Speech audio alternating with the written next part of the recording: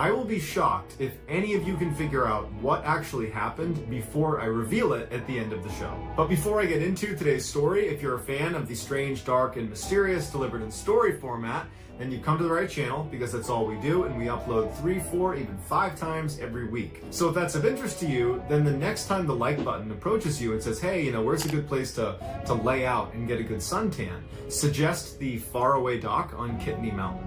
Also, please subscribe to this channel and turn on all notifications so you don't miss any of our weekly uploads. All right, let's get into today's story.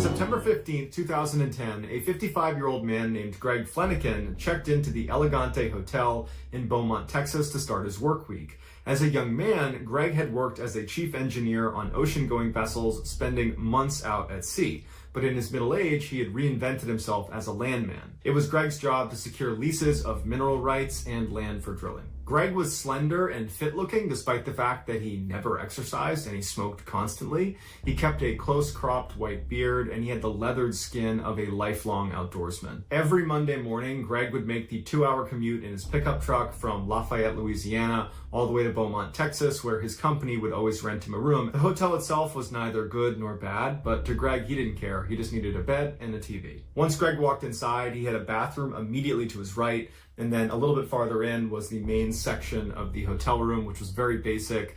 Straight ahead, there was a window that looked down onto a small pool that was lined with potted plants. And then in the main space was a queen-size bed tucked up against the right wall, and then on the left wall was a TV. Greg wheeled his one suitcase into the hotel room and he put it at the foot of the bed and he opened it up. He pulled out the shirts that he wanted to keep wrinkle-free for the week and he hung them in his closet. Then he pulled out his toiletries that were kept in a cloth bag with a hook and he hooked those onto a towel rack. Then he took off his very worn brown boots and his faded blue jeans and he slipped on some pajama pants. Anytime Greg stayed at the Elegante, he rarely left his room. There was a bar downstairs, but he wasn't a big drinker or socializer. He preferred to just have quiet nights alone in his room watching TV. So that night, Greg cranked the air conditioning to make sure it was as cold as it could get. He liked to sleep in a very cold room. And then he hopped on his bed and he put 2 big pillows behind his head and he rested up against the headboard. And then he took a towel and he laid it out next to him. And on the towel was his ashtray, his cigarettes, his lighter,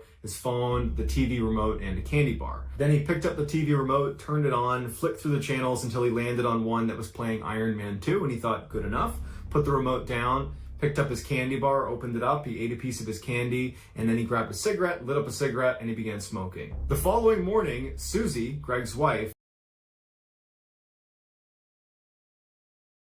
In this video, we're going to explore some of the caving gone wrong incidents. The last story is a must-watch, so be sure to stick around until the end.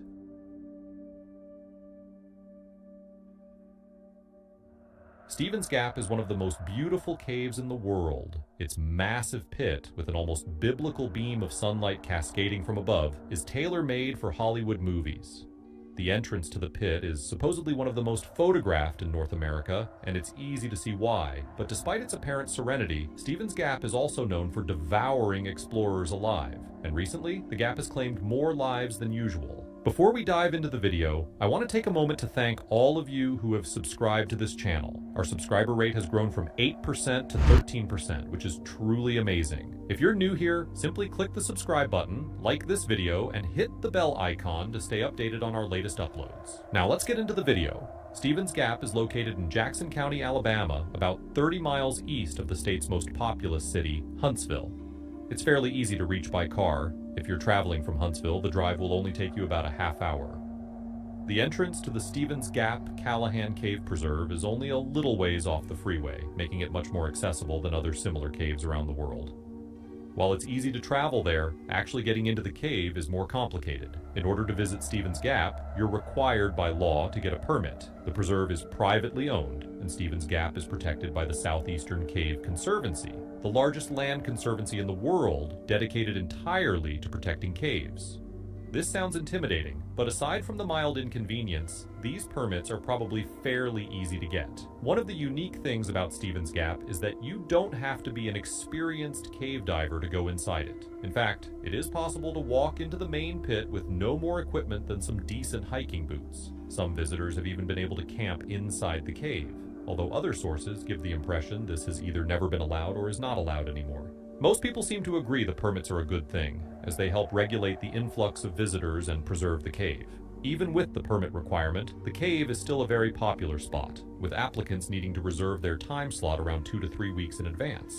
It's safe to assume the majority of visitors to Stevens Gap do so on foot. However, there is a smaller subset of more daring visitors who opt to rappel down. Doing this can be both visually stunning and adrenaline pumping. From the opening in the ceiling, measured from the edge of the hole, the bottom of the pit is a whopping 143 feet directly below. This large vertical passageway, which is often described as the keyhole, is quite wide and roughly cylindrical in shape. This is the spot from which sunlight pours into the underground cavern, and it is arguably one of the main features that makes this such a popular spot for photographers. To descend mid-air along this ray of sunlight is nothing short of a caving enthusiast's dream, but it is not for those who don't have proper equipment or lots of prior experience. Frighteningly, even when you're experienced and you bring all the necessary gear with you, things can still go wrong. At Stevens Gap, when they go wrong, they go really wrong. And in 2019, more than one unfortunate visitor met their demise at the bottom of Stevens Gap. The first life to be claimed by Stevens Gap was that of Juan Gerardo Cruces. Juan was from Madison, a small city on the opposite side of Huntsville from Stevens Gap. Juan was born in November 1994, so in the spring of 2019, he was just 24 years old. According to reports, Juan left his home on Thursday, April 11th to go hiking by himself. All that was apparently known by friends and family at the time was that he was planning to hike in Jackson County. It's possible that Juan himself wasn't sure where exactly he wanted to hike. After all, traveling alone leaves ample room for spontaneity. Although we don't know for sure, it seems likely that going off to spend the day alone hiking was not unusual for Juan, as there are no reports that his family was worried about him, at least not at first. However, when Juan never came back that evening, his family filed a missing persons report. The following day, which was Friday, April 12th, the Jackson County Police began an investigation into the whereabouts of Juan Gerardo Cruces. Knowing that Juan was out hiking probably helped to narrow the search right from the beginning, but the police still had a fairly large range of possible places to look. Jackson County is well over 1,000 square miles, and there are numerous areas full of hiking trails. After some time, Jackson County Police came across Juan Gerardo Cruces' car in the place they were probably least hoping to find it, the parking lot at Stevens Gap Callahan Cave Preserve. This must have sent a chill down the spines of the officers. Stevens Gap is a well-known landmark in the area, and not at all a place you want to have to look for a missing person. Fearing the worst, Jackson County Police quickly notified the Scottsboro-Jackson County Rescue Squad, who came to help search the area. They searched all over the park, the trails, and even in some parts of the cave. However, due to the obvious need for highly specialized equipment, the crew wasn't able to fully search the cave.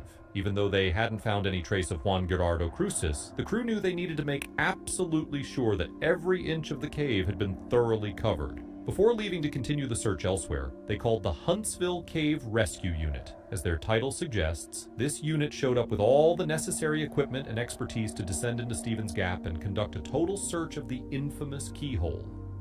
Sadly, against the hopes of everyone on the scene, it was at this point that the body of Juan Gerardo Cruces was found. He had fallen all the way down the 143 feet keyhole to a horrific death at the very bottom.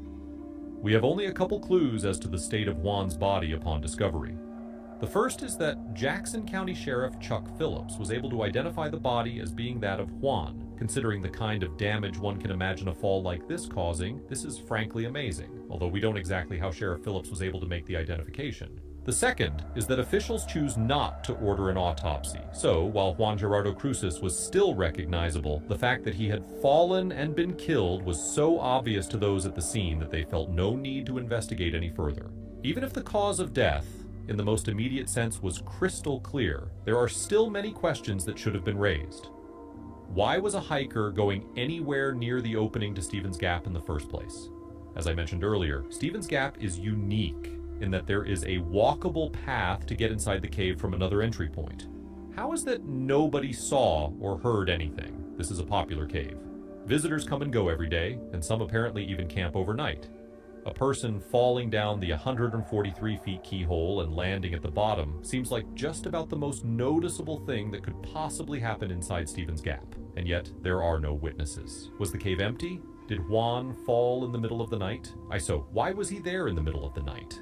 Another question, which is sure to at least cross the mind of anyone who hears this story, is that of whether Juan fell or jumped. I can't speculate on this because I didn't know Juan and haven't spoken to anyone from his family or friend group. However, I can tell you that, assuming they were doing their jobs diligently, Jackson County Police would have absolutely considered this possibility and pursued it, and they ruled Juan's death an accident. Even then, there's a